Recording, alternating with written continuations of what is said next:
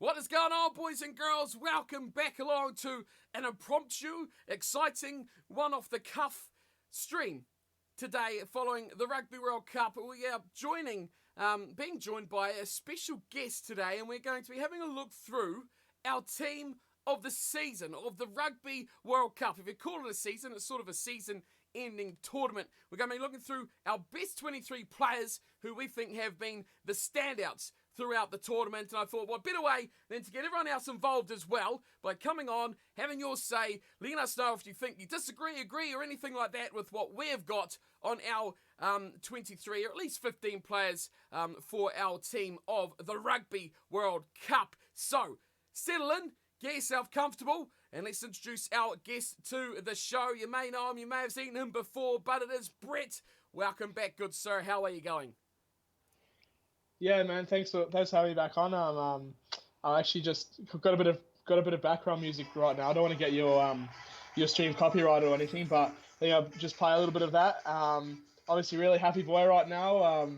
Yeah, big weekend, really good weekend. Probably one of the best days of my life. But enough of that music. But um, look, no, it was awesome. And yeah, really happy right now. I'd imagine you would be. Why wouldn't you be as well? I mean, before we bubbles will start, grand final, Springboks fan yourself, more than anything in the world. I mean, how good was it?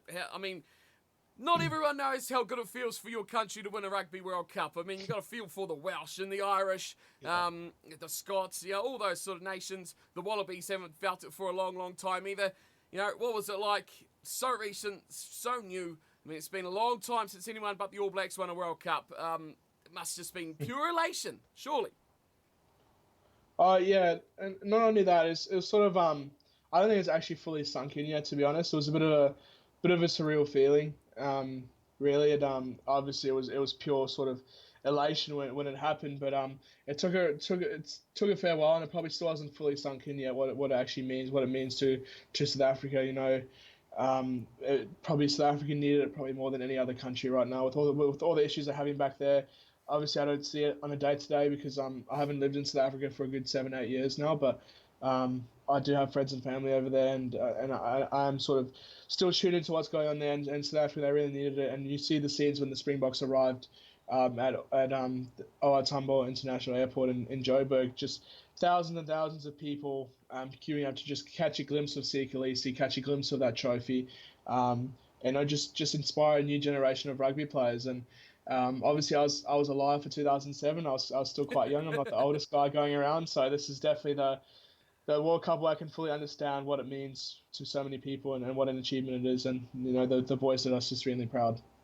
Yes, indeed. No, it's been a massive occasion for South African rugby, just for South Africans. I think the community, I mean, the unity, that's the word I was trying to think of, between all the people in South Africa has been great. And like I say, I think no better team deserves to pick that trophy in 2019 than the Springboks, who have had a fantastic year as well. Of course, Rugby Championship winners, which I think is that one of the first, no, that's the first time a Rugby Yes, Champion yeah. team winner has won the World Cup. It's the first time a team defeated in pool play has won a World Cup. I mean, records, all that history is made to be smashed and broken. Springboks have done it. So all we can say, I mean, if you watch the stream I did on the game, huge congrats to the Springboks. It was a fantastic game, and it was marvellous game to watch as well. But we are here to name our best 15 and 23 from the Rugby World Cup tournament. Now, before we get into it though, this is the 23 that we've picked.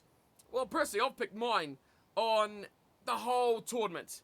And yes, it's easy to say the Springboks won and the English were the losing finalists. That should be pretty much 90% of your team. I've not gone that way at all. So it's gone for the whole tournament for me. Who's been impressive throughout the whole thing? I've got players from teams all over the shop. So just so you know, it's not the world's best. It's not the world's best players. It's who performed, in our opinion, the best during the tournament. So we might as well get stuck straight into it and start off with the big boys in the front row. I mean, you want to start us off with who your props are for this team. So Lou said tight, he will put them all together and mash them into a big pot. And who will be your 1 and 3 going into this team of the tournament, Brett? Yeah. So number one, not a huge surprise, I guess. I'm going with the Beast, 10-9 Tairira. Um, he didn't have the greatest tournament leading up to, sort of pool stages and whatnot. He's always sort of he always has good performance, but it sort of got to the stage where that's normal. But I think where he earned the the place in his team for me was that World Cup final. He had an absolutely outstanding performance. Obviously, Sinclair got injured in the first few minutes of the game, but then Dan Cole came on, who's probably one of the best scrummagers in the world, and Beast made him look like a complete amateur. Like, no offense to Dan Cole, but he had such an awesome performance. Really, his last international game here, and he obviously announced his retirement today or yesterday, but he had such an immense performance. Sort of harking back to that performance that really put him on the map against the British Lions in 2009. Just awesome performance. Didn't leave anything. Just left everything on the field. Awesome performance. My number three, even though I've already mentioned him, even though he didn't play much of the final, I've gone with Kyle Sinclair. Leading up to the final, is probably the form prop of the tournament. Really handy guy. Not necessarily the best scrummager, but really handy, really versatile around the field. Good carry of the ball, great in the rucks. Really fit guy. And it was a shame to see him go down so early. It obviously helped South Africa a fair bit, so I wasn't complaining too much at the time, but still an awesome player, and I think he really deserves a number 3 spot in this team. Well, we haven't looked at each other's teams, but we don't know what each other have picked in these teams so far. So I'm hearing Brett's team the first time. You guys are hearing it as well. But I have to say, I can't disagree with you at all. And I've gone with the props on each side of the scrum exactly the same. I did have other considerations. So since we've gone the same, I'll go through my other considerations I thought for these positions, especially in the front row. And Tawera and Sinclair, they're my two as well. But I thought for the tight end side, Frans Maholbra, another Springbok player, but really good scrummager. I think had a massive tournament in that front row for the Springboks. And even the fact of the matter that just underlines the strength of the Springboks team is the fact that a guy like Stephen Kitshoff, I thought, almost come into my thought process as well. And he was kind of more of that bench impact guy, but that scrum, when that front row changed with the Springboks in that final, when Kitshoff come on, Vincent Koch come on as well, those two guys come on and just absolutely demolish the English scrum. First time they're on, first action, and just completely killed them. Was a statement of just how good those props are in that Springbok squad. Another one I've gone, the close one, Marco Vunipula, I thought was pretty good throughout the tournament as well. But I don't think, especially like say that final, really did consolidate, especially in Tawera, just how fantastic he was. Wasn't going with a fluffy one. I've got a few of these going throughout my team as well. But from Japan, Nakajima. Now, Nakajima didn't really start, but his impact off the bench for those games that Japan played, fantastic. And also the regular starter, Ayanaki, who started for Japan as well, was another one that I've gone for, I think, are two guys who were my standout props that weren't in that final little piece of the puzzle as well. So overall, though, I think it's pretty clear Sinclair was amazing throughout the tournament as well. So I've gone exactly the same as you, Brett. I've gone for Tendai Tawera on the number 1 shirt, which I'll edit into those now, and Kyle Sinclair going on the other side for the loose end. So in the middle of those two, who are you going to be picking to do the hooking duties, the line-out duties, and all those good duties in the middle of that front row? Yeah, look, I think at the end of the day, there was a few guys I considered for this. I think a guy that I considered was German Kessler or German Kessler from Uruguay. I like obviously that. Doesn't play. Yeah, obviously doesn't play in a huge team. Hard to know how he go in a knockout match, but he was awesome. Bit of a cult hero with that mullet. But look, he had a really awesome pool stage, especially in that game against Fiji. He had an absolutely massive game, so definitely considered him. But I think someone that I couldn't go past was Shota Hari from Japan. He was just the perfect modern day hooker in my opinion, especially in this tournament. He normally plays the full 80. He's all over the pitch, great in the rucks, great ball carrier. And he was just everywhere. He was immense. His defense was awesome. Obviously, the whole Japanese defense was awesome, but I saw him make a few good scramble tackles, especially during the World Cup. And, I just couldn't go past Hari in the end. He's an absolute immense player. Oh, this is getting very predictable now. I agree. Again, agree. I mean, a lot of people. I looked at a lot of team tournaments when I was doing a bit of prep for this. It's, and looked through the whole squad lists of all the teams in the tournament, just because you miss out players. I mean, you look at the Irish team, who it feels like an age ago we last seen Ireland play, and you look through there, it's just like, yeah. I mean, there's some good players in there. I mean, Ken Healy, was an amazing time for him, and Furlong in the front row. Those guys just probably didn't quite punch their proper heights. And I looked through, and in the end, Mbonambi was the guy I definitely took a look at as well from the Springboks. But I just really like you say, what Shota Horia brought that team. Another man, I think, we'd already talked about Mbonambi, and it's kind of again another bit of a fluffy one, but Shock Brits. I mean, how good of a man is Shock Brits? He's going to be in future for South Africa, or for rugby in general, for something. He's going to be a brilliant ambassador for whatever pays him the most amount of money, isn't he? He's going to be a guy that you're going to see for a long time, don't you think? Yeah, no, I think what you get with Skolbridge, obviously he's an amazing player. Didn't really play any of the bigger teams, but when he played those Mer teams, he definitely didn't take any breaks and scored some good tries, and captained South Africa in that big win over Canada as well. So, but I think with Schalk Brits, I think his main value, despite his playing ability, is just his off-field skills. What he brings to a team, the sort of mood he brings to a team. He's one of the oldest guys in the squad, but he's really approachable, always in a good mood. Whenever you see him in a video, he's always laughing, and not that he doesn't take his job seriously, but it's really good to have in a camp, to have that guy who's always consistent, always in a good mood, and it really lifts the rest of the guys. And I think he helped create a really good culture in the Springboks this year, so I think that's one of his main values. Well, I can't say I'm surprised, but I did think we would have a different hooker.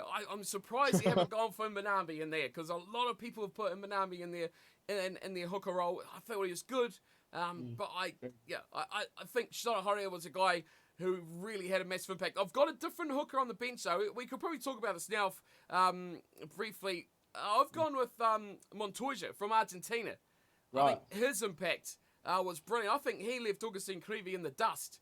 The way he played the game, scored a lot of tries, kind of pushed into that starting role, which you kind of think is almost an impossible thing, isn't it, with a guy like Creevy there? So he's going to be my bench hooker, but we'll probably cover more of those guys later on after we've gone through the 15. Right, moving into the second row, we've got two locks to pick from. Do we see two South Africans, or are you going to be adventurous here, Brett? We actually have no South Africans here. Oh, no. Look, I considered it. Lua Diacha and Exabeth have been great this tournament. Really, really good.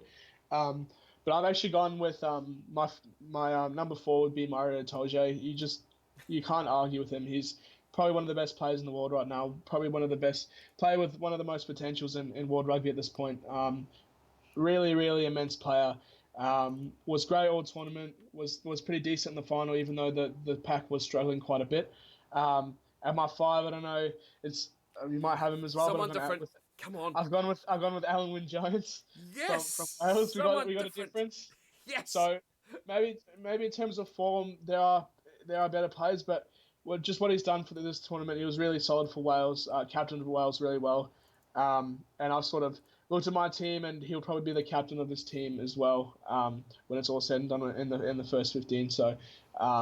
I'm going with Alan Wynne Jones. Really sad to see him retire, but what a career he's had and what a leader he is. Yeah, he's a fantastic player. He's an icon in the city of Welsh rugby. I'll tell you what, you're not far wrong, though. I've got a few Welsh players throughout the rest of my 23 in this one, but the second row, it's not an area where one of them come about. I agree with the first one, though.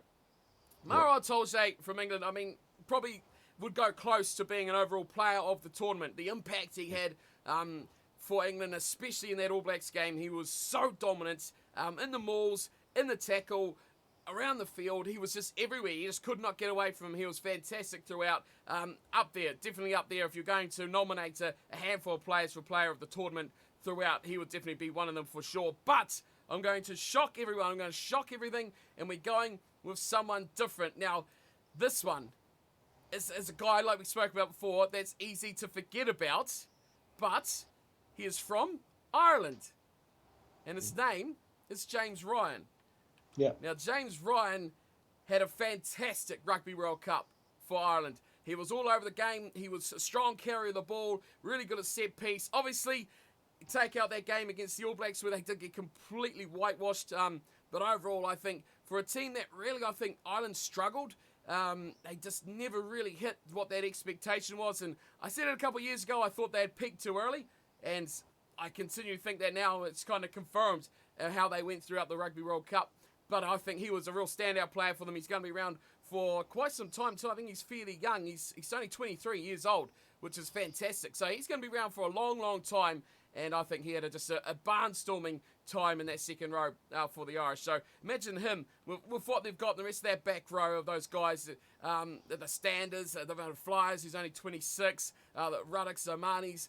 Those guys are still all but Omani on the better side of 30. So they've got really talented players there still, but not the World Cup for them. But I'm going for James Ryan as my second lock. And I thought, yes, finally I've got something different in there. So let's go. Let's move on to the back row, our 6, 7, and 8. And I mean, this one's a bit confusing because the way that the South Africans play their 6 and 7 round the other way. But name it as you like. I'm sure there'll be at least one, if not two of them in here. Oh, for sure. Number 6, he plays for 7 for South Africa, but like you said, they do switch him around. So we'll go as my blindside flanker, Pieter-Steph du Toit, World Rugby Player of the Year, probably the player of the tournament, in my opinion. Probably the best player in the world right now in terms of performance consistency. We've seen him since the start of last year, that consistent performance, great run of the ball. Like, I don't know how he runs so fast. I know he's got long legs, but he really doesn't look like he's going that fast, but he absolutely zooms up and down the field. One of the fittest players in world rugby. His passing has improved. I actually didn't like Pieter-Steph du Toit for a few years because he was a Shark and he did leave to the Stormers, and that left a bit of a bad taste in my mouth. But how he's managed to move from lock to probably the best flanker in the world in such a short period of time, I really don't know. But he's awesome. Really stoked that he got the World Rugby Player of the Year. He really deserves it. Such a great player. Defensively, he crunches the opposition. Awesome player. My number 7 was a bit hard. I've gone for Tom Curry from England. It's a bit hard to split him and Sam Underhill. They're sort of a combined threat. They're kamikaze kids. Tom Curry, for me, just stood out a little bit more. Was an absolute nuisance against New Zealand. Him and Underhill both are just absolute pests in the breakdown. Can't get a clean ball. If you still have managed to keep the ball, it's really messy. Tom Curry, great player, still very young as well, still a huge amount of upside. So I've gone with Tom Curry at 7, even though I'm pretty sure he normally plays 6. I think for his club side in England, I have seen him play 7 before, so that's where I've got him, and I think Pieter-Steph du Toit would do a better job at 6 anyway. Number 8, absolutely no question, Dwayne Vermeulen, Thor. Just what can you say about Dwayne Vermeulen that hasn't been said? I think playing him in a side should actually be a war crime, if you ask me. He's just, I don't know how you tackle him. Why teams keep kicking off to him, I don't know, because giving him that extra 10, 20 meters, shoulders are going to pop out, which we've seen throughout this tournament. He's probably left a trail of body bags behind him. Great player. He was left out of the South African squad for about 2 years, and then since he's been brought back in by Rossi, he's one of the best players in the world. Great number 8, probably the best number 8 in the world, probably between him, Kieran Reid, maybe Ardie Savea, but Dwayne Vermeulen, very deserved man of the match of the World Cup final. Great player. Yep, can't argue too much with that. They've gone not 100% the same though, so we've finally got a little bit of difference going on. Your 6 and your 7, I'll agree, and I mean, you're right, what way around they go. I guess technically Pieter-Steph du Toit does play as an other nation's 6, doesn't he, because they play the 7 as a 6 other way around.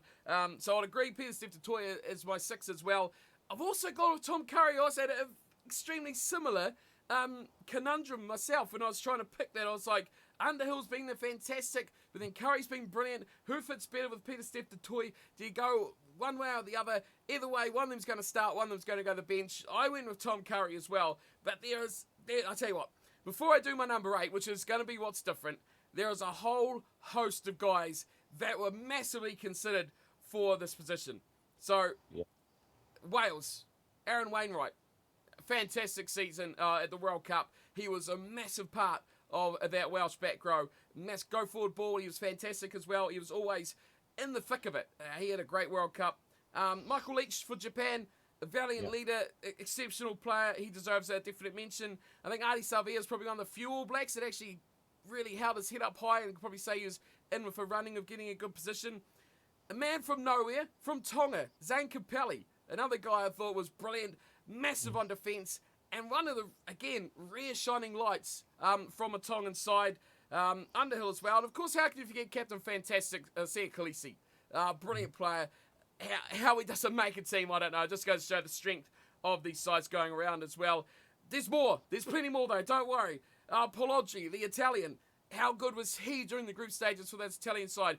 2 stars unearthed. We'll get to the second one later on the back line as well. Jamie Ritchie, the Scotsman. Brilliant work from him as well. Matt Heaton, the Canadian. He was amazing. Gamanaro, the Uruguayan. The captain. The emotional captain. And, of course, finally, another one I thought would deserve to mention was Yato from Fiji. Suffered that injury when he was having the blindingest game of his life. But sadly, couldn't make that the full complement of that match in that game, sadly for him. But that's a whole pile of players who have been fantastic. They had to consider to try and fit into 1 back row or 3 back row positions. But for number 8, brace yourself, because this one's going to get the talking. I feel like I was going to add someone as my honourable mention, but I feel like from what you said, he's going to be a number 8. So we'll see. Go for it. Guess. Kazuki Hamino? Yes! Yes. Hamino, yes. Brilliant player. Really stood out. A Japanese side that was fantastic throughout. I think they had a lot of stars, but Hamino was consistently a guy who just struck that bar so high in that team. I had to have him in there. I just watched him every game I watched in Japan. He was just consistently that guy that was always making the advantage line. He was always making the tackles. He was playing every single game. It feels like he hardly even had a rest. He was fantastic throughout, even when they got done by the Springboks, and they got done fairly easy in the end. But Hamino was still a guy who held that team up high. He still got them that go forward ball. He still got them over the tackle advantage. And just alone, I think he is going to be a guy, only 25 as well, who's going to be around for a long, long, long time. And I can't wait to see some more of Kazuki, Hamino. I mean, haven't Japan unearthed some fantastic stars over this Rugby World Cup? So I've gone too similar, but I'm going Hamino at number 8 for my squad from the World Cup. We'll put him in there just because his name looks so good. Just mixing it up, from those other guys. So got to keep it a little bit interesting. So that's our forward pack. There's only one difference, as I'm just trying to update my team. No, there's 2 differences, sorry. I've gone for Hamino at number 8. You've gone for Dane Vermeulen. And in the second row, I've gone James Ryan. Yourself, you've gone with the veteran, the iconic Alan Wynne Jones. I mean, that's pretty similar. I mean, I'll take that. I thought we might have had a bit of differences going through there. So that's pretty good as well. Anyone watching? Who was your forwards? Who was your outstanding pack players or your pack from the Rugby World Cup? Let us know if you agree or disagree with the people we've picked in our side before we move on to the back line. Starting off, the scrum halves, number 9s, halfbacks, whatever you want to call them. Again, I think we're going to have another Springbok, aren't we, Brett? Surprisingly not. Oh, really? Surprisingly not. I'm shocked. Spoiler alert, he's actually not in my team. What? He's on 23. Bit surprising. I'll explain myself. I did consider Faf de Klerk very seriously yesterday. Almost sort of head over heart. Wow. My sort of issue with Faf, issue is probably an overstatement, but the reason why I didn't include Faf de Klerk is I think he was a bit limited by Rusty's game plan this World Cup. Obviously, a lot of box kicking, very slow with the ball a lot of the time, probably too slow, especially against that first game against New Zealand, I think. Still had a great game, absolutely a phenomenal final. His kicking was really on point in the final. Reason I didn't pick him is just because I think, obviously it worked, but I think Rusty had a bit of a shackle over him, locked him up a little bit. Didn't really play his natural game. He's never really been a huge box kicker up until a few years ago. He's always been really quick at the ball, loves his running. So I think Rusty obviously had a game plan, and the game plan obviously worked because we did win the World Cup. But I haven't gone with Faf, and he's not on my bench either. He is a huge honourable mention though. My 9 is actually I've gone with Aaron Smith. What? In my opinion, he's still the best 9 in the world. Had a great game against Ireland. Had some pretty great pool games. With Aaron Smith, you always know, maybe aside from that game with England, he's always going to turn up in the big moments, and he's just a class player, and I think he would work pretty well with my 10 as well. So I've gone with Aaron Smith as my starting scrum half. This is getting good now. Now we're starting to get a bit of differences. And I like the sounds of the number 10 as well. Right, brilliant. I've kind of ruined it for myself. I have gone for the obvious. I have gone for the little master, Faf de Klerk. I am a huge Aaron Smith fan, but I cannot justify.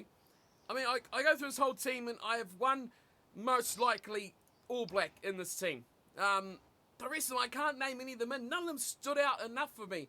I love Aaron Smith. He's a fantastic player. I think he is overall still the best scrum half in the world on his day. He can take out anyone. He can control a game single-handedly by himself. But in this World Cup, I just don't think he had the best tournament overall. But Faf de Klerk, box kicked a lot. Yes, game plan, that's how the South Africans were playing. We know that. But defensively, he kind of had that free reign to just be that annoying little prick everywhere he went. That little scruffy little scummer was just everywhere. And I say that with the most respect out of all, but he was just that annoying little player. You go for that long looping play out to your winger. Who's there? It's the flowing locks of Faf de Klerk's in the way. You get a little bit of niggle. Jake Ball, like the big man mountain of Jake Ball, picking a fight with little old Faf. It just goes to show he is not going to stand down to anyone at all, anywhere. I think he was a massive part. I just think for his off-the-ball part of the game more than his on-the-ball part of the game. He didn't really, like I say, he didn't run. I mean, we know from his club form and the way he plays in the Northern Hemisphere that he is a brilliant runner on the ball, and he's fantastic. He's a creative player. He's great like that. But yes, they didn't play like that at Springboks, and they got the job done nevertheless. But still, his defensive work, the fact that a little guy like that can make a tackle on the biggest, thunderous back rower or second rower in the team. I mean, he's tackling Billy Vunipola by himself, which is just astounding. So I couldn't look past him. I think a big honourable mention will go to the man who is on my bench, who is Gareth Davis from Wales. I think he had a really, really good tournament. Probably faded towards the end when they needed him to be at his best, but against Australia, he was massive. And he was a big part of why the Welsh got that big win over the Wallabies. So I'm going with the predictable. I'm going with little old Faf. He's going to be in my team, so I can't go past another Springbok there. But, really, really interesting you like Aaron Smith. I'm a great, huge fan of Aaron Smith, but I just couldn't really put him in my team. But, I mean, he is a great player, and I'm now very interested to see who your number 10 is. So, please, do enlighten us. Look, okay, so my thinking is I've got this immense pack, great scrummaging pack. I got a 9 in Aaron Smith who can either play running game or he can lock it down, play kicking game as well. You need a guy who's going to be able to kick a goal. You need someone who's going to be able to get those 3 points when you need it. And obviously I've gone with Handré Pollard. Look, absolute sniper, which is surprising because I really didn't rate him as a kicker at the start of his career when he made his debut. I always used to say that I prefer Patrick Lambie to start over him. Absolutely made me eat my words this World Cup. Great player. Doesn't really always do a huge amount depending on the game. He had a really great game in the final. Great defensively. He had a really good hit on Owen Farrell, which I really enjoyed. But this World Cup is, aside from those 2 kicks in the final, which were a fair bit out, 45 meters, 50 meters, that if you're in range, he's probably going to slot it, and that's what you need in a World Cup team, and that's what he delivered to South Africa. Awesome performance in the final, great kicking, and he's been absolutely laser guided this tournament. So that's why I've gone with Handré Pollard as my 10. And the leading point scorer for the tournament as well. So it's hard to look past that, which is why I'm agreeing 100% with your pick on that one as well. I've also got Handré Pollard, but I tossed up because number 10s weren't really too dominantly impressive, I don't think. I really liked, but while we're talking about Pollard, when he took the line on, I mean, we saw it against Wales at the end. He just sliced right through that defensive line, and it just made you go, I want more. I want to see more of that from Handré. I want to see him run more. And we've seen a little bit of it in the final and the later pieces as well against England. But I think his running game could certainly be a massive weapon for the Springboks, so we want to use it more. But like you say, points ticking over is the be-all and end-all sort of thing as well. I think a guy we're gonna see a lot in the future, but did stand out for me in this World Cup, was Romain Intermac, the French young Yeah. scrum half. I thought he was a real standout. I think in the future, he's going to lead that French side, along with Dupont. The 9-10 combination those two guys have will be really, really good. But, Breakthrough Player of the Year as well into Mac. oh, well, there you go. Yeah. He's winning the awards already for the Frenchies. But the problem with France is, how do they contain that? How do they keep it going? You know, it's like they'll try and ruin them somehow. I just hope they don't. That's a real problem I do have with there. Also, if we're going to speak about guys who did stand out, Bashezi, the Uruguayan fly half, I thought was really, really outstanding as well. And finally, well, that's about all I've really got there for the fly halves, number 10. So I'm going with Andre Pollard. Back to the right thing. Andre Pollard start number 10 for me. We'll go into the centres, shall we? 12 and a 13. Inside centre, outside centre. Brett, who you got for these guys? Right. On the subject of people making me absolutely eat my words, Damien Delinde is my 12. Best 12 in the World Cup. Best 12 in the world right now in terms of form, in my opinion. Never really rated Damien Delinde. Obviously, I liked him in 2015 when there was sort of a high train behind him and Jesse Creel as a future centers combo. Obviously, didn't really pan out like that. But Damien Delinde, just what he gives you in defense is his whole value really. Like he's really solid in attack. Pretty much you sort of can expect what you're going to get from an attack. He sort of just likes to take the line on, keep the line ticking forward. But his defense is really what makes him good. He really contained that midfield combination of Farrell and Tuolangi, which is really, really hard to do in the final. And that center channel was just completely closed off. And it's one of the hardest channels to defend as well. So Damien Delinde, awesome performance. Possibly even could have been a man of the match in the final as well, just from how he defended. But he is my 12 and my number 13. I mentioned him just then. I'm going with Manu Tuolangi. Awesome to see what he can do when he's healthy. He's obviously had a really, really bad run of injuries his whole career, but this World Cup really, really showed. He reminded the world why he was so hyped up a few years ago, and awesome player. I think he would pair very, very well with Delinde. Tuolangi really shone against New Zealand, scored that really early try that really, really put off New Zealand for the rest of the game, really. He set the tone for the match, and he's been awesome this World Cup, one of the players of the tournament, which is why he's in my starting 15 as 13. It's interesting, isn't it? Just what you're talking about, I was just thinking about other players who have stood out, and there's been a lot more forwards stand out in this Rugby World Cup, hasn't it, than backs. It's really been a Packs Rugby World Cup. It's really been a tough one. Mainly probably what you talked about just then, defences really standing out in the back line. Teams just not letting those midfield channels have any space, any room at all. It just doesn't allow teams to attack through those areas. My midfield, I've agreed with you halfway there. I've gone with Damien Delinde as well. I like how he found out how to pass in that final. He actually, a couple of times, he gave the ball to Lacanio-Arm. I thought, woohoo, they're onto something, finally. Andre Pollard's taking on the line. Damien Delinde's passing the ball to Lacanio-Arm. It's like, the world is all right. The world is a great place. Everything is going perfectly for this. But yeah, defensively, you've really summed up for me with Delinde. Defensively, fantastic. He gets you over that advantage line every time. You know, you're in trouble. You're on your own line. You give the ball to Damien. Bash up the middle he goes. Fire it out. You've got the hot shot, Andre Pollard in there. Bang it or the box kick from either of our two scrum halves. Smash those box kicks fairly well. So it's pretty easy through those middle portions there. But on the number 13 jumper, I'm going to disagree with you. I've gone with a Welshman, Jonathan Davis, in the number 13 jumper. Again, big standout performances from him. He did miss that game through injury, which the Welsh did all right. Owen Watkin coming in for it in his place, which is going to be another good little talent for them in the future. But Jonathan Davis, a great player, can find that space and really is a very deceptive runner. He doesn't look like he's going to outpace you. He doesn't look like he's going to outmuscle you, but he just has the ability to do both.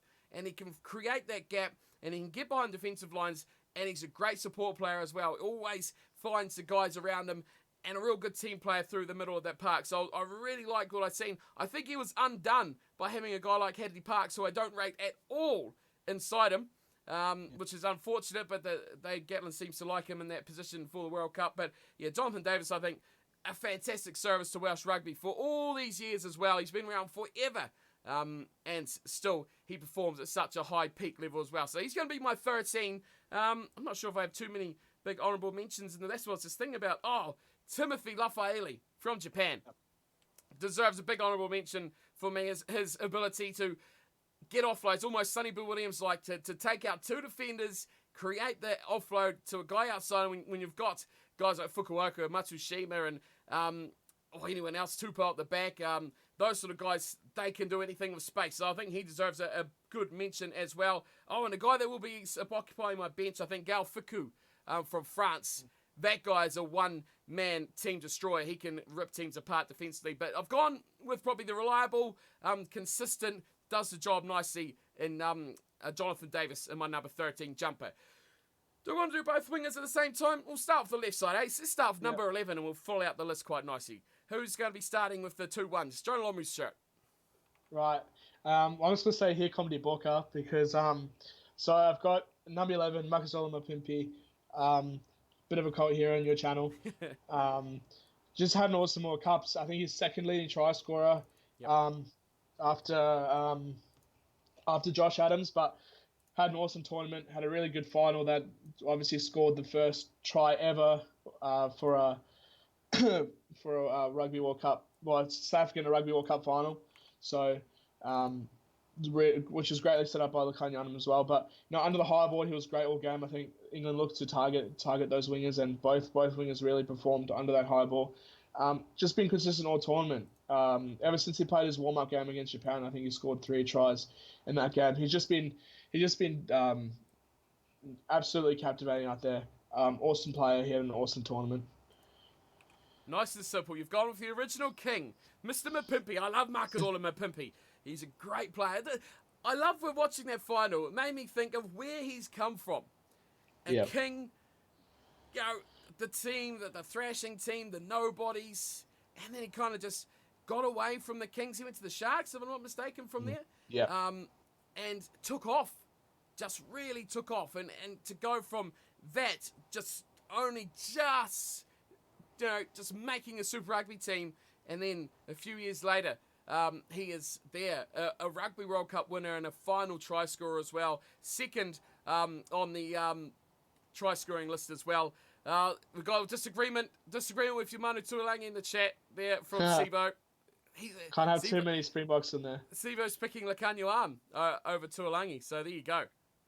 Don't know about that one. Arm was brilliant as well. No, I do know about that one. Lakanyu Arm was fantastic. I think at the final he stood up a lot more. But the problem is the guy inside him. Although we've both picked Delendi to go inside him, the fact is that I don't think Delendi gives him enough ball, which is a real shame. Yeah, exactly. If you give him a little bit more ball, I think the Springboks would certainly be a lot more deadlier, because Lakanyu Arm can create that space and give to the Colbys, Mapimpis. But then again, like you talked about with Faf de Klerk earlier, Brett, that was the game plan.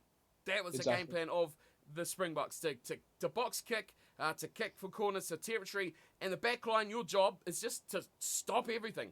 Defensively, number one priority, make the tackle. Hey, if you get a chance, if the forwards are a bit tired and you go throw it out there, have a go, have a run, have some fun. But overall, I think definitely that was the concentration was defensive line. Lakanyu Arm certainly in the mix there as well, I do think, for that. On the left wing, though, back to my left winger and the number 11 jumper. I've gone for the guy you mentioned. Well, I really wanted to pick Mapimpi because I love Mapimpi, but I couldn't go past what Josh Adams did for the Welsh in that number 11 jumper. He was the leading try scorer, yes, but that wasn't the reason why. His finishing ability throughout the park, the way he goes around and finds that work as a winger, not the biggest man in the park, but he can break the tackles, he can get through defenders. He was just a hard worker, and his work rate was just immense, and the finishing. In the corner, defenders crawling all over him. The ability to get the try down in the corner to score, keep the scoreboard ticking over. Massive asset to the Welsh. And when you compare to that, who was on the other wing, George Dawes for most of the tournament, got nothing, did he? It just goes to show, I think, how good Josh Adams was in that number 11 jumper. So he's going to be 11 for me. Mapimpi, definitely a massively honourable mention there. Number 14, who are you going to throw on that jersey? There's only really one man for the job. And I think by looking at these comments, I think it's probably 90% South Africans from what I'm seeing. Yep, Cameron's got it. Look, it's Cheslin Colby. I I thought he was going to get World Rugby Player of the Year over Peter Steph Dutoit, but obviously I think Dutoit deserved it as much as Colby, but hasn't he been electric this year? He's just been awesome. No, never seen a guy who's able to create so much space in such a little create so much space in such a little amount of space is basically what I'm trying to say. He absolutely put Owen Farrell on skates there when he scored that try and sealed the World Cup for South Africa. So there's only one choice, best winger in the world right now, and that's Cheslin Colby. Well, I'm happy to report we've got a whole different winger combination on our two sides. Cheslin Colby, I do not disagree with anything you've said whatsoever, but this one is the soft spot pick of my team of the tournament, and it's going to the hosts. It's going to a player who set this team on fire, and a guy that I question him even being on the wing after he was so good for so long at fullback for the Brave Blossoms, but his name will go by Kitaro Matsushima in number 14. Great player. Different player. And I think you're right, Colby is is the best winger going around at the moment, but I think performances at Rugby World Cup, punching far above your weight, the ability to score piles of tries as well was brilliant. Matsushima led the team. I was really disappointed that Kinki Fukuoka got injured in that pre-World Cup game against the Springboks, so I think he could have been the Matsushima we have now. Sadly, we're not even going to see him anymore because he's retired from professional rugby. That's a real shame. But Matsushima, brilliant player, great finisher, massive speed, awesome here. What more could you want from a big finishing outside back like that? You've got a question in the chat there, Brett. No, you're a Fakshan. You want attention to that one? Yep. Look, Sibo, I think you definitely got a point. I think 15 is definitely a jersey that should be open for the Springboks in the future. Villaroo obviously was good in the final, but he had a very, very, very average World Cup.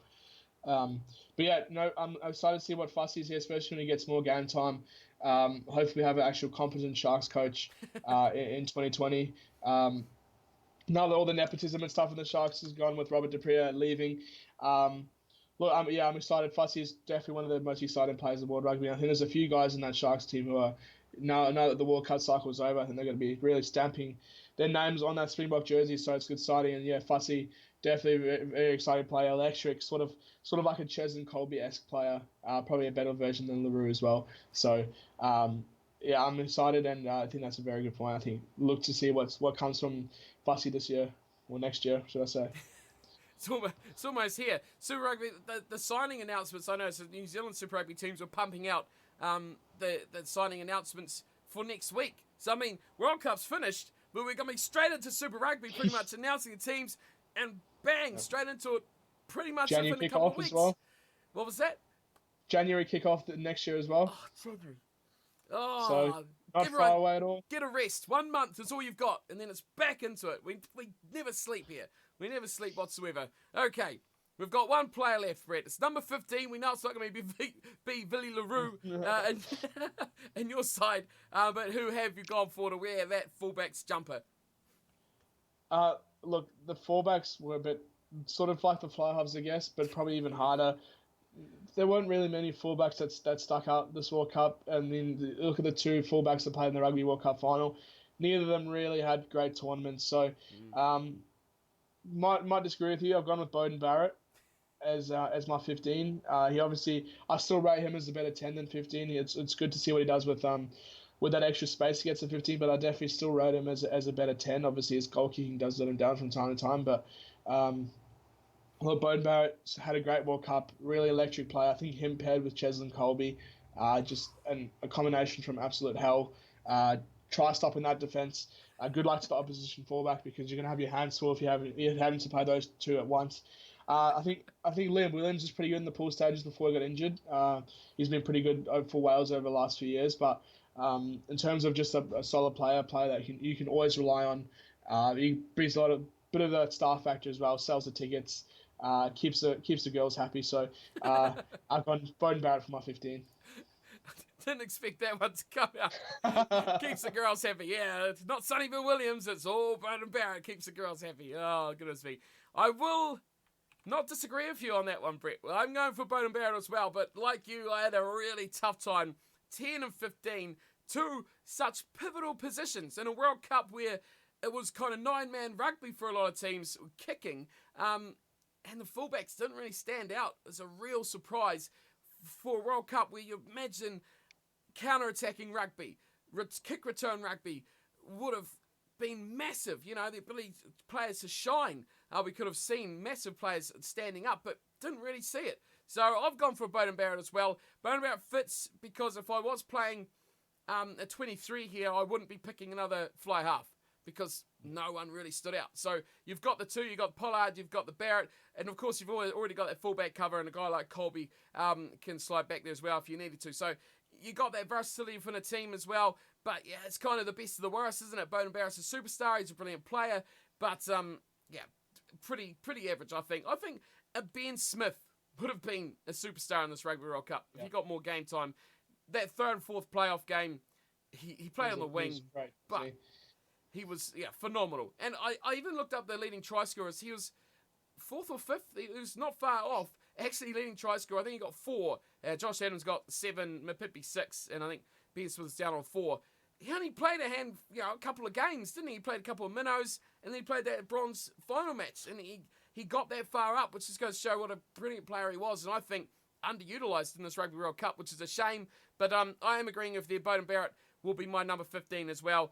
Keeps that versatility alive and keeps my team nice and shipshape for any injury problems going around. I do want to give my second Italian a bit of props here for the number 15 jumper, Minozzi.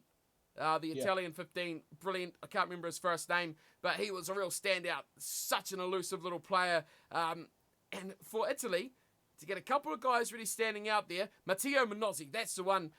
He was outstanding. I think he was the shining light in a pretty average back line for the Italians, who don't offer too much normally, but I think he could be a good superstar in the future. For the Italians, there we go. They've got 15. Woohoo! We're finally through them. How many differences we got? We've got none in the front row. We've got 1 in the second row, 1 in the back row. That's 2. We've gone with different scrum halves, 3 different left wingers, 4 outside centres, 5 and a winger. So we've gone with 6 differences. So 9 players the same. Not too bad. I think most people have stuck alongside probably a group of 25 odd players of the same sort of guys. But we all have a bench. So you've gone with a reserve player for each position, going through the starting team. So why don't you dig out anyone you think deserves a mention from their World Cup performances and would fill your bench for the star-studded side. Right. So I'm going the whole bench right now. We're just going forwards, bench forwards, or go for it. No, you go right. Bench forwards. Yeah, go bench forwards. Bench forwards. All right. So starting off, 16 jumper, I've gone Bongi Wanambi, obviously from South Africa. I think any guy that keeps Malcolm Marks out of the starting lineup is a pretty decent player. He's had a great World Cup. Maybe a bit fortunate to play in such a good pack. I think that's how he got a lot of his tries off that dominant role in Moore. I thought he was going to be the leading try scorer of the competition for a second, but no, awesome player. Another guy that's proved me wrong. A few years ago, I wouldn't have rated Manambi as a world-class player, but had an awesome tournament for South Africa. My reserve prop, I thought you were going to choose him in your starting lineup. You picked the other Japanese prop, but I'm going with Kita Inagaki as my reserve prop. I think he was great this tournament, played in a really good Japanese pack and really shone. So I've gone with Inagaki as my reserve prop. My reserve lock, I've gone with Lua Diacha from South Africa. It was either him or Etzebeth. He was a bit unlucky to dislocate his shoulder so early in that final, but he's had a great World Cup nonetheless. So I've gone him as my reserve lock, and my reserve back row, I've gone with Sam Underhill, like he said. Between him and Tom Curry, one will be starting, one will be on the bench. Kamikaze kids, how good it'll be to be able to take one off and replace it with the other absolute menaces. Great World Cup and really, really young guys as well with huge upside. So that's my reserve forwards. You can't argue with most of that. I've gone mostly different though, which is a bit of a surprise. I like the Japanese guy, Nakajima. I thought he was a fantastic, and Ainaki as well was pretty close to being in my side. But I've gone my reserve hooker. I think I talked about him before. It might have been before we started streaming. Julian Montoya from Argentina. He's going to be my reserve hooker. His impact, if I didn't talk about it before, his impact on that team, pushing out a guy like Augustine Creevy, his ability to do that alone was a standout for me. It's try-scoring freak. that did lead the way through that side. So he's going to be my reserve number 2. Into what have I got? Into the reserve prop. I've gone with Frans Maholber. And we talked about him before. So he's going to be my reserve prop. Into the second row, though, this is probably one we haven't really talked about at all. But I'm going from another Welshman, Jake Ball, to be my reserve lock. Quite a few epic performances from the bearded wonder man that is Jake Ball. So I really enjoyed his performances throughout, and then agree with the back row replacement, Sam Underhill. Sensational. What him and Curry did, it's really hard to leave both of them out, but they've got to both be in that team because they are simply outstanding. So Montoya, Maholbrook, Ball, and Underhill are my forward reserves. Into the back line, Brett, who you got? So reserve half might be a bit of a surprise. I have gone with Ben Youngs as my reserve scrum half. Ooh, that is. It's a bit of a surprise. Obviously, Fuff. A lot of people would say I'll choose Fuff, and I explained why I didn't, even though he's still one of my favourite players in world rugby. I think with Ben Youngs, pretty much solely on his performance against New Zealand, it's probably one of the biggest games in England rugby history, and he was just great. Played with huge passion, huge heart. Great game, really distributed that ball really well, and that's what I look for from a 9. Personally, just quick distribution. Makes the game really pretty to watch. Although it doesn't always win games, it really worked against New Zealand, and he had a great game, performance of his life. And I noticed not many are picking him in their World Rugby or their Rugby World Cup Team of the Year. Mouthful that. What about Herschel Young? He's same reasons as Fuff, pretty much. Too shackled by Rusty Erasmus, which has really prohibited their game in the World Cup, I think. So it's hard to pick those Springbok halves. Just for that reason, I think they're really limited by the game plan, but the game plan did work. So really forward to what's coming out of Herschel Youngkies. But yeah, Ben Youngs, my reserve halfback, and sort of picked him as a 10/12. I've gone Owen Farrell from England on the bench. Look, probably my least favourite player in world rugby, if I'm to be quite honest. Don't really like him at all. Don't have much love for Farrell, but can't argue what a great player he is and what a great World Cup he has. He has had awesome goal kick as well. Was questionable for a lot of the pool stages. I think it was against Argentina where he missed, I think, like every kick in the first half. I'm pretty sure that was Argentina. I might be wrong, but he really turned his goal kicking on when it mattered, and great leader in the English squad. Even though I don't really like him, as I said, but Owen Farrell. My 22, I reckon I might disagree with you as well, but I've gone with Jack Goodhue from New Zealand. The mullet man himself, another one. I think he's just a really reliable player. He's a workhorse. You can always know that he'll give you good go forward ball, and especially for a halfback, I think that's always a good thing to have, knowing that you have that reliable guy, and he scored some good tries in this World Cup as well. So I couldn't really go past Jack Goodhue. And then my number 23 winger / fullback, you've already mentioned him. I've gone with Matsushima. Like you've already touched a lot on him. He was great this World Cup. My favourite player to watch this whole World Cup, maybe second behind Ches and Colby, but I think that game against Ireland and Scotland as well, he was just immense. Similar player to Colby, able to create so much space. One of the fastest players in this World Cup as well, I think, and you just can't go past him. He has to be in your squad somewhere. I preferred Mapimpi and Colby over him, but definitely a lot of space in that 23 jersey, and like you said, he can play fullback as well, which gives him great value on the bench. Jack Goodhue is a very good defensive player as well, which kind of fits into how these teams kind of go. He's a very good defensive player, so can't argue too much of that. But I have gone completely. I think I have gone completely different. The bench, I think, Underhill is the only player in the whole bench that we're going to agree on this. So this is going to be good. Right, I've pretty much given away my bench, but my reserve scrum half is going to be Gareth Davis, the Welsh number 9. I've touched on him already, how good he was and how he was the main culprit for that victory against the Wallabies. And like I say, faded late, but I think had a really, really good pool stage tournament throughout, and is certainly still, and has been for a long time, one of the best, if not the best, Welsh scrum half. I do like that guy that's coming up behind, though, Thomas Williams. He looks like he's going to be a real spark in that side in the future, so it's good to see him coming through. 21, my reserve, I'll fly half from into Mac. We talked about him a bit already, how he's a breakthrough player of the year. He's going to be a superstar in the future as well, so I really like what we got from him. The rest of them, though, I did touch a little bit on Gal Fiku. He's going to be my midfield replacement. He was outstanding. Again, we've already talked a bit about him and what he's done throughout the tournament. But the big one, who I haven't even talked about yet, so hold your horses on this one, number 23, Jordan Lamar from Ireland. Now, I don't know why I haven't mentioned him so far, but he was outstanding. I think Ireland missed a trick. Rob Kearney was horrible. Absolutely terrible. And if I was going to make a Rugby World Cup failures of the tournament, number 15 would be Rob Kearney straight away, without a doubt. That would be the easiest one to pick. I thought he was terrible, and they picked him for their crunch games as well to start. And Jordan Lamar made a massive difference when he came on. Every time when he started, he was such a hard player to tackle. He was always breaking the line. He's massively quick, and he's so strong as well. In that quarterfinal match where the All Blacks played Ireland, he was the one guy.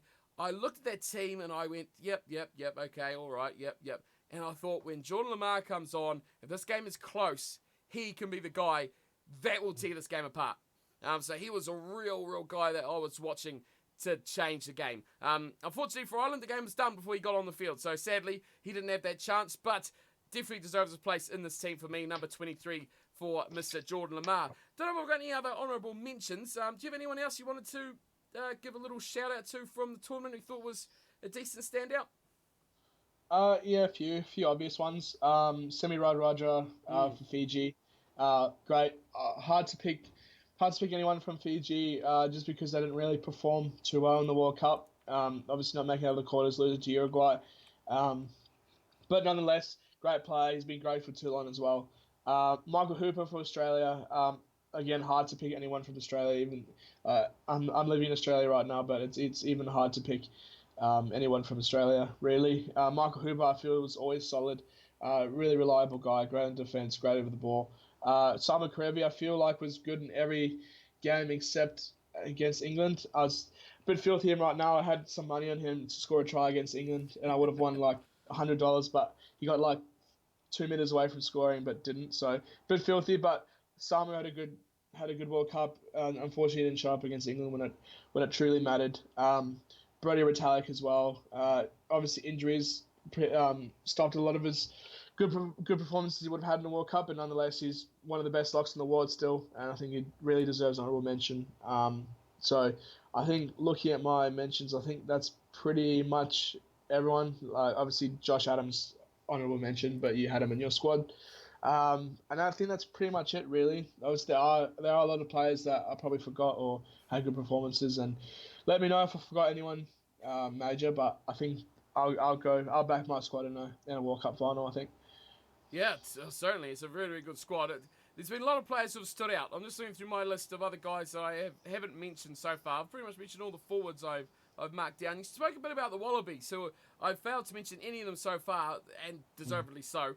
But I've got Isaac Rodder. It's a guy who was considered in the second row. I thought he was really good. I really didn't think Karevi had a great tournament.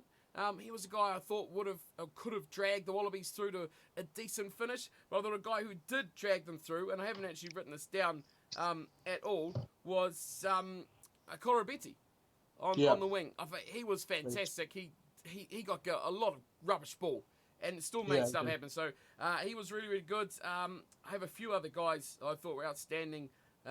Scrum halves, Nagari, the Japanese scrum half, I thought they were really good. And we've got to have a little bit of mention here for a couple of Russians. Dorofeev, the Russian number 9.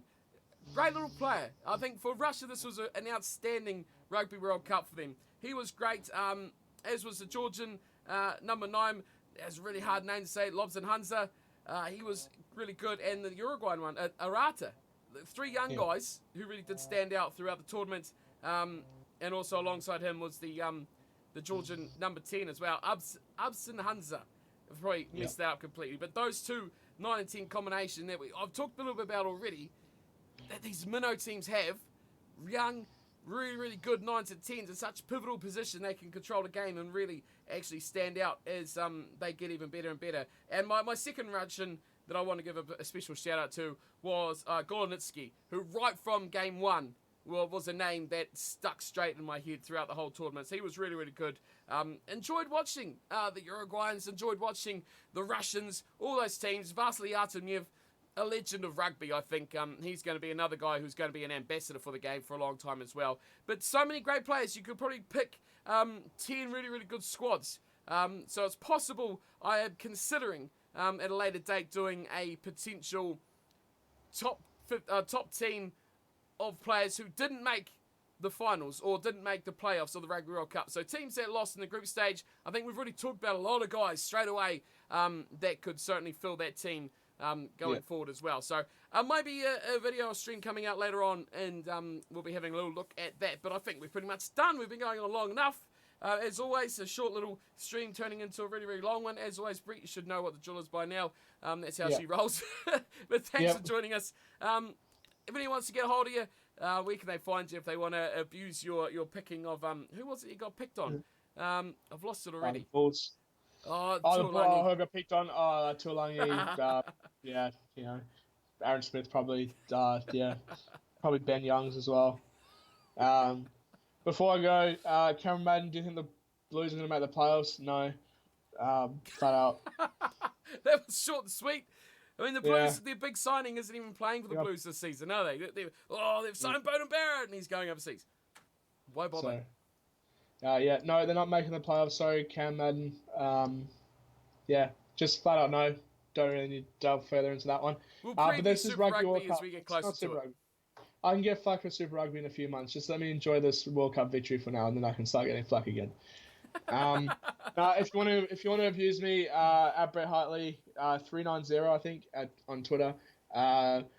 We get a fair bit of banter going sometimes, I guess. Give me some stick if you don't like my predictions, or just comment in this. I don't think it's been too bad so far, but I'm not sure how many are watching, so we'll see once this video gets older. Twitter there, tweet me, I guess. Sometimes I talk about rugby, probably all the time. That's me. Thanks for having me. Been really fun. No worries. Thanks for coming on, as per always. It's been great having you. And thanks to everyone who's come by and watched. We've had a little group of people. It was a bit of an out-of-the-blue sort of thing I just thought of last night. So I thought we'd just scuff straight through here, have a chat. It'll slap up on the channel by itself, and I won't have to mess about editing it. So it's all good fun and games. So thanks to everyone who joined in on the chat and had a few comments to say. And as always, big thanks to Brett for coming on the channel. As always. Just one more thing. Yes, go for it.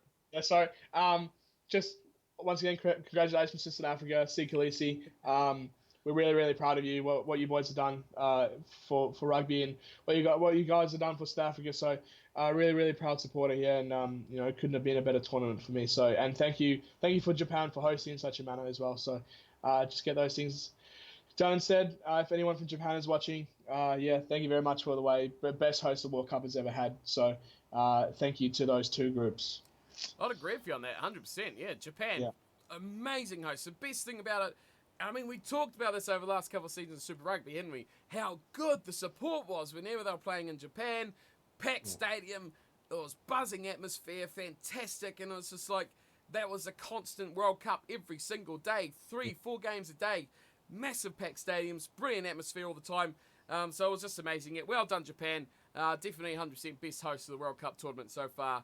No question about it. And of course, as Brett says, well done Springboks, well done Mr. Khaleesi, and hope all the Springbok fans out there are loving it and enjoying being Rugby World Cup champions. We'll be back again for plenty more videos in the future, so make sure to stick around the channel. We'll see you then. But until the next one, thanks for coming by. Big thanks to Brent as well. Until next time, take care.